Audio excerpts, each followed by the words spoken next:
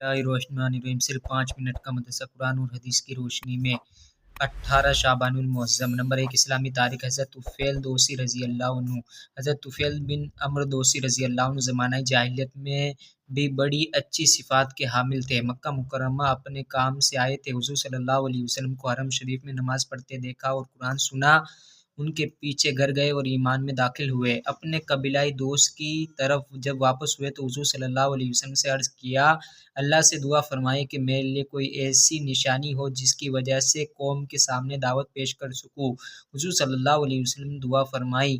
जब आप रज़ी अल्लाह अन्हु अपने कबीले के पास पहुँचे तो अल्लाह ताला ने उनकी पेशानी पर एक नूर पैदा कर दिया। हज़रत तुफ़ैल रज़ी अल्लाह अन्हु ने अल्लाह से दुआ की कि ये निशानी मेरे जिस्म से हटाकर दूसरी किसी जगह कर दे, तो वे रोशनी हज़रत तुफ़ैल रज़ी अल्लाह अन्हु के कोड़े के सिरे पर आ गई। उनके वालिद अमर दोसी और उनकी बीवी उनकी दावत से मुसलमान हो गए।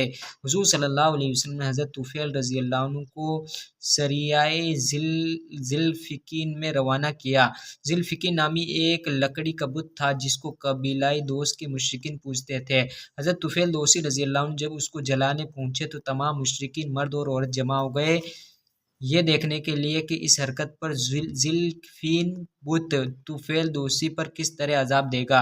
हज़रत तुफ़ैल रज़ी अल्लाह अन्हु शेर पढ़ते हुए बुत को जला रहे थे। लोग तमाशा देख रहे थे, यहाँ तक कि वे बुत राख हो गया, लेकिन हज़रत तुफ़ैल रज़ी अल्लाह अन्हु को कुछ भी नहीं हुआ तो सारी कौम मुसलमान हो गई। हज़रत तुफ़ैल रज़ी अल्लाह अन्हु की शहादत जंग यमामा में सन 11 हिजरी में सल्लल्लाहु अलैहि वसल्लम का मुजज़ा। काफिरों की नज़र से पोशीदा रहना। जिस तरह रसूलुल्लाह सल्लल्लाहु अलैहि वसल्लम और हज़रत अबू बकर रज़ी अल्लाह अन्हु ने हिजरत फरमाई तो रास्ते में गारे सोर था, वहाँ जा पहुँचे। उधर कुफ़ार मक्का आपकी तलाश में पहाड़ के करीब पहुँच गए, बल्कि उस गार के पास भी आए, मगर उसके मुंह पर मकड़ी ने जाला तन दिया था, जिसकी वजह से उन लोगों ने गार की तरफ तवज्जो नहीं दी, वरना अगर ज़रा भी नीचे झुककर देखते तो वे लोग आप दोनों हज़रात को देख लेते, लेकिन ये मुअजिज़ा था कि वे लोग नहीं देख पाए। के बारे में कर्ज अदा करना। रसूलुल्लाह सल्लल्लाहु अलैहि वसल्लम ने फरमाया, कर्ज की अदायगी पर कुदरत रखने के बावजूद टाल मटोल करना जुल्म है।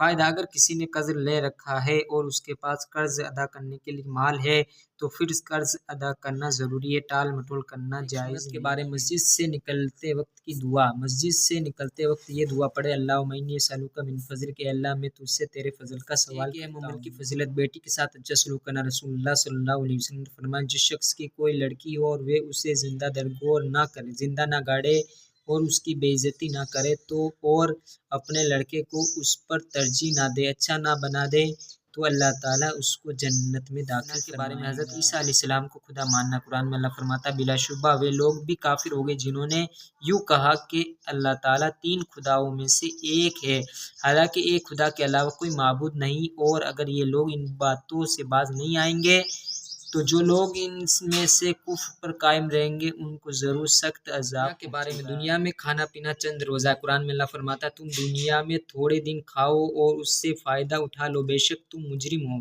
यानी ये दुनियावी ज़िंदगी चंद रोज़ की है, अगर इसके पीछे पड़कर अपनी आखिरत की ज़िंदगी को भुला दोगे तो क़यामत के दिन तुम मुजरिम बनकर के बारे में। जन्नत के परिंदे। रसूलुल्लाह सल्लल्लाहु अलैहि वसल्लम ने फरमाया, जब किसी जन्नती को परिंदे का गोश्त खाने की चाहत होगी तो वे परिंदा उसके सामने इस तरह हाजिर होगा कि वे पका हुआ होगा और उसके टुकड़े बने हुए।